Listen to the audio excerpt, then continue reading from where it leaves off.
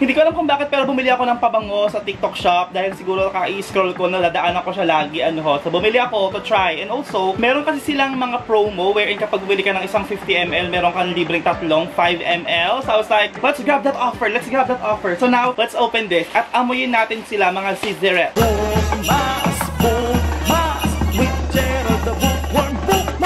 Ito nga pala, in-order ko sa Sofia and Kalel. These scents are called Scent Geeks. Hindi ko rin alam kung ano yung mga amoy ng mga pabangong in-order ko. Kasi diba they are inspired perfumes. Hindi ko alam yung amoy. Kung saan ba sila na-inspired. These are all blind buys. Let's see kung magugustuhan ko ba sila at kung pasok ba sila sa pang-amoy ng bading. Okay, meron tayong dalawang box. Dito muna tayo sa malaki kasi feeling ko andito yung talagang binili kong perfume, Anna Hurls. Yung mga reviews kasi niya, mga mi, parang nakakainganyo talaga. Sana magustuhan ko. Pag hindi ko nagustuhan, regalo ko na lang sa someone sa Pasko.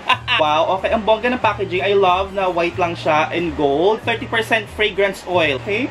Ooh, so I love Don't Be Shy. Okay. Ito daw yung pabango ni Rihanna. At may nadaanan ako na video wherein yung mga celebrities, nagkukwento sila na amoy heaven daw si Rihanna. Gusto ko mag-amoy heaven din. Yun po ang backstory. Let's try. Meron ako mga papel-papel dito kasi nakikita ko yung mga nagtitest sa TikTok sa papel na ini-spray. Ah! Oh my God. Oh my God! Kaya pala amoy heaven kasi amoy santa. Parang ganito yung amoy ng mga rebulto. Hi, just. Okay, mabango siya. It's floral. Ay, ganon. Amoy bulaklak na may pagka-powdery. Amoy Holy Week. Parang feeling ko ganito yung amoy ni Mama Mary. Mabango siya. Oh my God, hindi ko alam kung paano ko ito isusuot. Pero okay. Amoy Saint Therese. Ito naman tayo sa isa. Carolina Herrera, good girl. Sana mabango din ito. Let's try! Spray!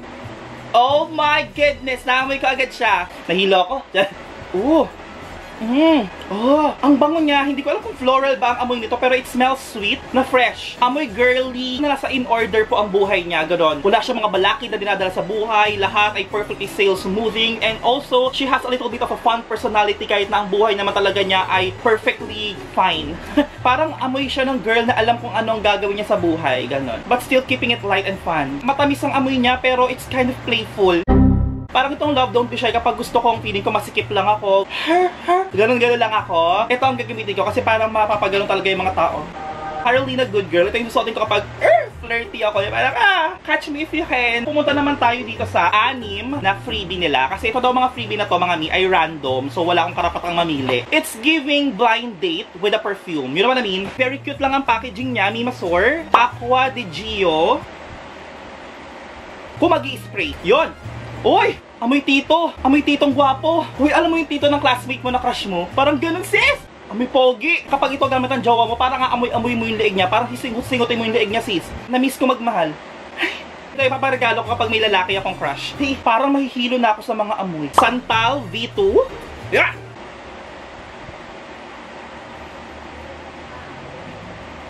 Amoy tita mo na galing sa States tapos umuwi galing Saudi tapos binibigyan kayo ng mga pasalubong mula sa balikbayan box. Amoy siya ng middle-aged woman na parang naka all white, nakalalapag lang galing sa airport, galing ibang bansa. Pero hindi siya yung parang ang tanda naman ng amoy. Hindi ganon. It's still pleasing to the nose. Ang sarap niya amuyin! Ang bango niya! Hala! Kapag ako 30 na, gusto ko itong ipabango sa kasi parang, I'm now a middle-aged girl. It's giving mature and wise. Yung unang spray medyo, matapang yung pagka-herb na amoy. Pero as it is drying down, it's giving her full potential. You know what I mean? Bango, sis! Aqua di Gio, kapag gusto ko parang tigas-tigasin ako, parang, miss, ganon! Ay, Aqua di Gio ko. Hey, ano ba yun? Now, let's go to the next 2 freebies. 1 million and Amazing Grace. Amazing Grace! Bibigyan kita ng 1 million, layuan mo lang ang anak ko, tas ito ang binigay sa'yo. Charis! Ooh! Ha? Ang mild ng amoy, sis. Amoy niya si Baby Jesus. Ay, kung itong Love Don't Be Shy, amoy ni Mama Mary, ito namang 1 million, amoy siya ni Baby Jesus nung siya ay sanggol pa lang na binisita siya ng 3 mago. Ang bango niya, pero ang mild lang niya. Sa unang spray mo, para may amoy siya ng asim, na-dry na siya, nawawala yung amoy ng asim, nagiging powdery yung smell. Hindi siya offensive sa nose. Amoy batang mabait. Hala, ba't wala pang tapon? Ay! Amazing Grace.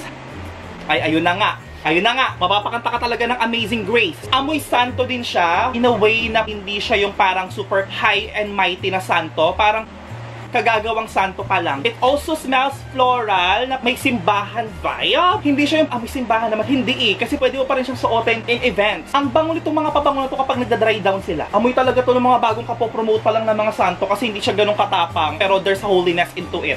We are now down to our last two. Ano ba naman yan? Ang saya pa naman pala mag ganito.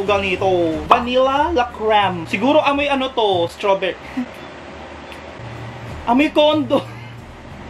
Amoy trust condom na chocolate flavor. Amoy condom. At ganun. Meron po tayong unang ayaw natin. This is vanilla la crème. Amoy condom siya ng trust na chocolate flavor. Amoyin mo yon, ito na yon. Sana pinahid ko na lang yung condom na chocolate flavor dito.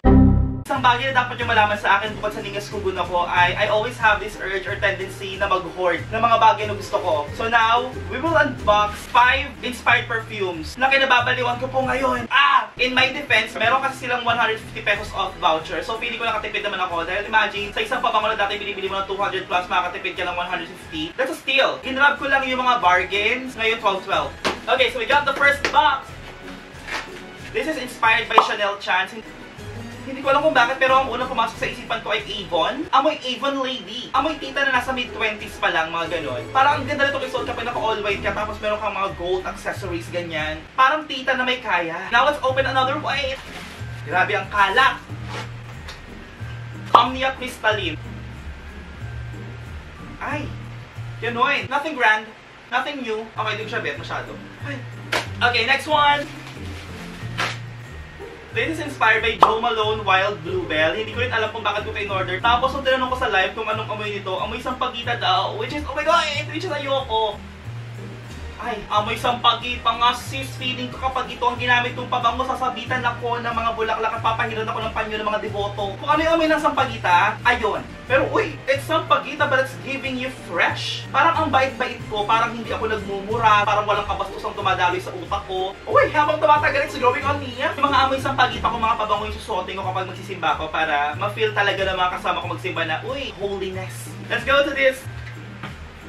Oh my goodness! Dito ako excited mga Mimosor. This is inspired by Ariana Grande Cloud. Naamoy ko na kasi to sa Ian Darcy, yung version nila. And ang tamis and amoy coconut. Sana ganito rin yung amoy because gusto ko maging sweet girl. Oh my god! Ang bango! Amoy coconut na vanilla na matamis na parang ang sarap-sarap kong kainin, ganon. Parang ang sarap-sarap kong papakin, ang sarap-sarap kong gawing dessert.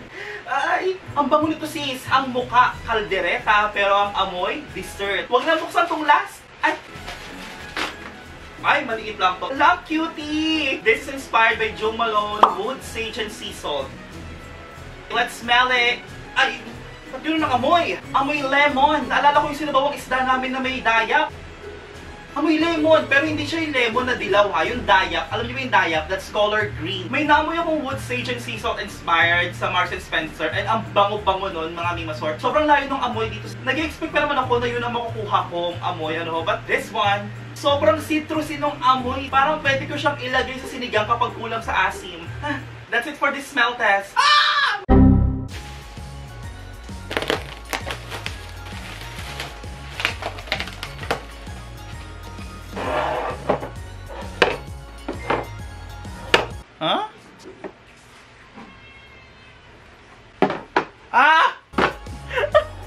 Okay, wait lang. I know that it's a hoarding problem because lahat ng to, pera na lang dito, ay nabili ko within the same month. This is my favorite scent! Oh my god! Nabili ko to sa Miniso. Bango nito sis! Miniso din to. Medyo may pagsisisi kasi medyo nagiging amoy shampoo siya. Another favorite kapag feeling ko maging lalaki. Sa Miniso ko rin to nabili. Rescripto, nagsisisi ako dito mga Mimosor because it smells like alcohol. Now let's go to my scent geek yung pampara. YSLY. Ito medyo gusto ko to because it's giving you fruity but also kind of manly. Baccarat Rouge 540. Bagong dating lang to. And kaamoy niya yung AG Cloud pero mas toasted. All of these inspired perfumes accumulated within less than a month. The fuck?